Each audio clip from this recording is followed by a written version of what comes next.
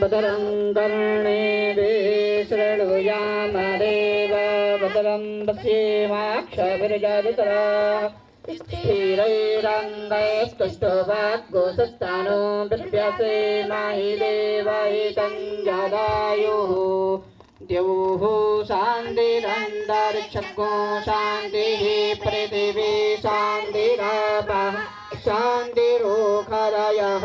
शान्तिः वनस्पतयः